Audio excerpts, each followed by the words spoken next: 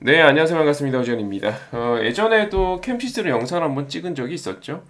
그때는 복권 사업자 선정으로 엄청난 이익이 기대된다. 이런 내용으로 이제 좋은 내용으로 제가 영상을 찍었다면, 오늘은 반대로 복권 사업자 선정 취소라는 좋지 않은 내용으로 영상을 찍게 되었습니다. 일단 캠시스가 이제 앞으로 어떻게 될지 한번 같이 예측을 해보는 그런 시간을 좀 가져보도록 하겠습니다. 일단 보시게 되면 이 캠시스 같은 경우는 현재 시간의 시장에서 마이너스 8%로 급락을 하고 있습니다. 근데 이 행복복권 컨소시엄이 캠시스 주도로 구성이 된 건 맞습니다만 여러 상장사들이 있었거든요. 제가 이제 기사를 하나 보여드릴게요. 자, 캠시스 주도 행복복권 컨소시엄 로또 사업자 선정 이게 이제 1월달 기사입니다. 밑에 이제 보시게 된다면 행복복권 컨소시엄에는 캠시스를 비롯해서 메가존, 맥스트, 헥토 파이낸셜, K사인 등등등의 기업들이 참여를 한다. 라는 내용들로 확인할 수가 있고요. 물론 캠시스가 지분율이 40% 넘어가기 때문에 캠시스가 가장 큽니다. 네, 지분 구성 가장 크고 핵심 관련주가 맞고요. 그리고 1월 달에 이 기사가 나왔을 때 가장 큰 폭의 상승을 한 것도 캠시스가 맞습니다. 네, 그래서 실제로 호재를 가장 많이 반영했었던 기업만큼 악재도 지금 가장 많은 반영을 해주고 있고요. 역으로 이제 아까 보셨던 K사인 이런 기업들은 하락폭이 지금 시간의 시장에서 별로 없죠. 마이너스 0.5%를 가리키고 있고 맥스트 이런 기업들도 마이너스 0.4%, 헥토파이낸셜 이런 기업들도 하락이 없어요. 하지만 캠시스만 유달리 하락을 많이 하고 있는 이유는 1월 달에 그만큼 많이 올랐고 그리고 사실상 캠시스가 주도했었던 컨소시엄이고 하니까 이런 하락이 나오고 있는 걸로 일단 보여지고요. 일단 오늘 나왔던 이제 기사를 한번 볼게요. 이제 하락의 이유가 되었었던 기사를 보시게 된다면, 로또 차기 사업 우선 협상 대상자가 바뀐다. 동행 복권을 전격 교체. 근데 그 사유가, 또 사유도 좀 더럽습니다. 일단 보시게 된다면, 행복 복권 컨소시엄이 제출한 제안서 내용이 사실과 다르다. 사실과 다른 내용이 발견됐다. 심의 결과 허위가 명백하고 평가의 중요한 요소이므로 우선 협상 대상자에서 취소하는 게 맞다고 판단했다. 좋지 않죠. 네, 좋지 않죠. 일단 요런 내용들이 있었고요. 이제 사실 약간 시시비비가 엇갈릴 것 같거나 아니면 약간의 가능성이 보이거나 이런 내용이면 너무 좋겠는데 그런 게 지금 일절 없고 너무 명백하다. 허위가 너무 명백하다. 이런 내용이 이제 기재가 되어 있기 때문에 우선은 악재가 맞고 1월 달에 가장 큰 상승을 주도했던 그리고 사실상 이제 지분율이 가장 높았던 캠시스가 낙폭을 보이는 건 어쩌면 당연한 것 같습니다. 자, 이제 냉정하게 너무 보유하신 분들이 어떻게 대응을 하셔야 될지 같이 한번 살펴보도록 할 건데요. 일단 보시게 되면은 당시에 이 여기서 여기까지 급등이 나왔죠. 근데 우리가 알고 넘어가야 될 게, 짚고 넘어가야 될 게 이미 캠시스는 상당 부분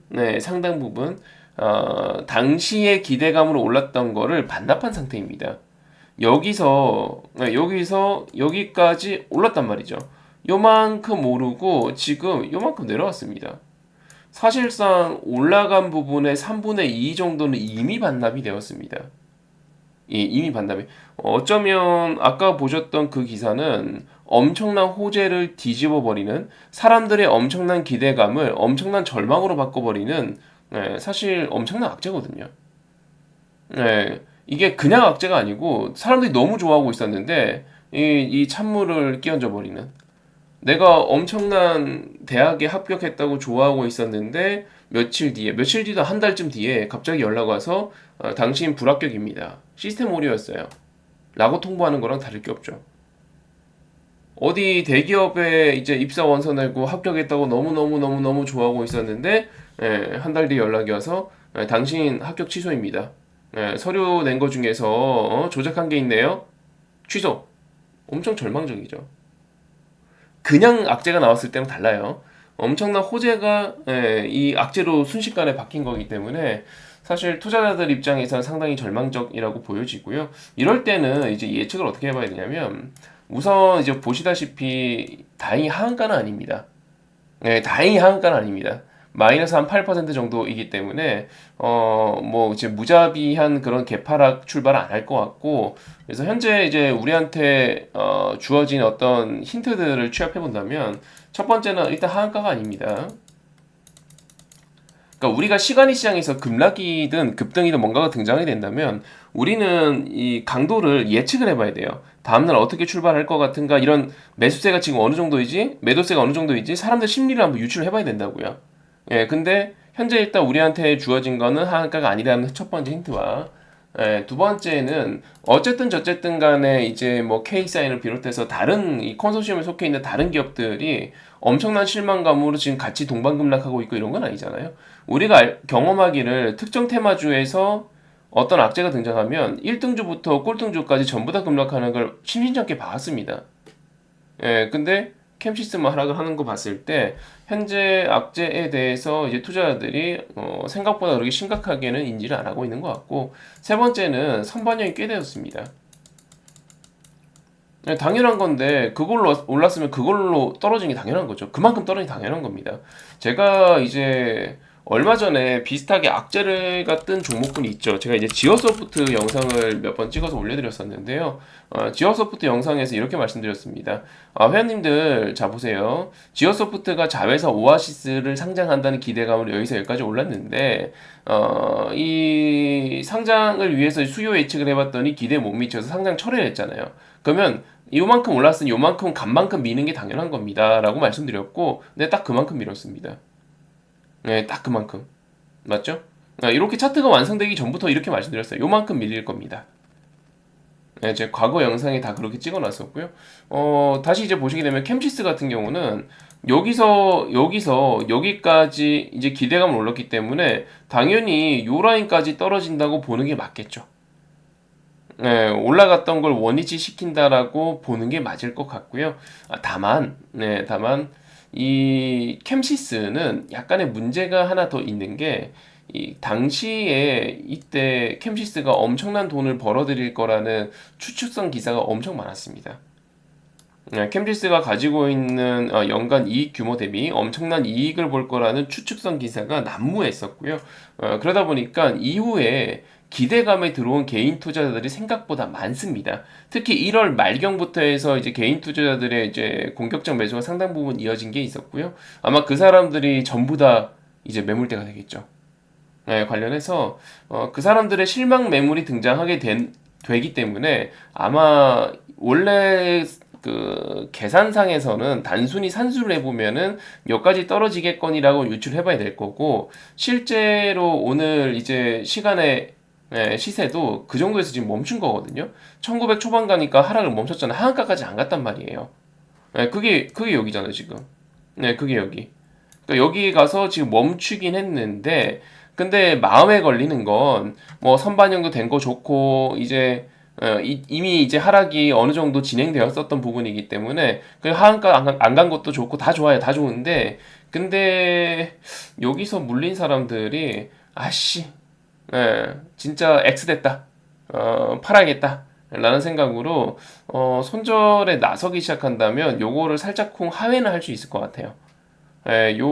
일단 여기까지는 확정인 거고요. 여기까지는 그 확장적으로 시세가 이제 급락할 수밖에 없다라고 보셔야 될 거고, 이 이하로도 빠지는 것도 염두를 해둬야 되는데, 근데 그게 어마어마하게 그런 규모로 빠지진 않을 것 같고, 빠져서 흔들리게 되더라도 종가상으로는 어차피 요 비슷한 가격쯤에서 멈추게 될 것 같습니다. 일단은 1900원을 하회할 가능성도 열어두고 일단 대응을 해보셔야 될 것 같고요.